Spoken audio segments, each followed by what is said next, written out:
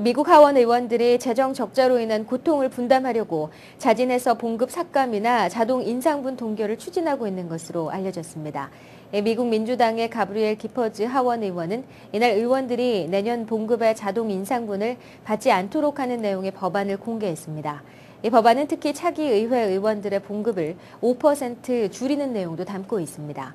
법안은 상하원 의원들의 기본급을 17만 4천 달러로 동결해 약 470만 달러의 세금 절약 효과를 가져올 것으로 예상됩니다.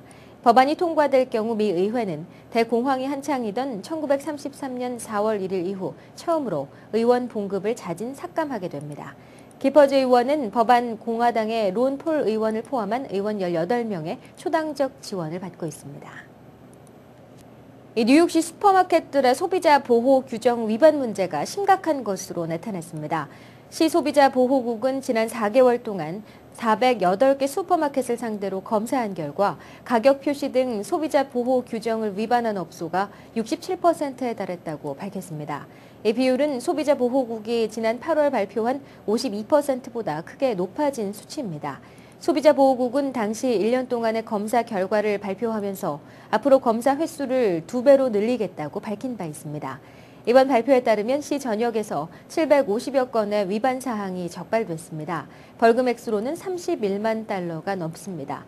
위반 사항으로는 개별 상품 가격 표시 누락이 가장 많았고 또 판매세 면세 분목에 대한 세금 부과와 스캐너 오작동, 원산지 표기 등 레이블 규정 위반도 심각한 문제로 지적됐습니다. 연방식약청 FDA는 새로운 담배 제품에 대해 품질 검사를 거쳐 판매를 허가하기로 했습니다. FDA에 따르면 2007년 2월 15일 이후 새로 출시되거나 내용이 변경된 담배 제품은 반드시 심사를 통과해야만 시중에 판매할 수 있도록 했습니다. 제품의 성분 구성과 디자인 등 특성이 2007년 2월 15일 이전 기존 제품과 거의 동등해야 한다는 기준입니다. 이 같은 조치는 그 이후 생산된 제품의 품질이 더 떨어지는 것을 막자는 취지입니다. 새로운 담배 제품 출시를 원하는 회사들은 2011년 3월 22일까지 신청서를 제출해 FDA로부터 판매 승인을 받아야 합니다.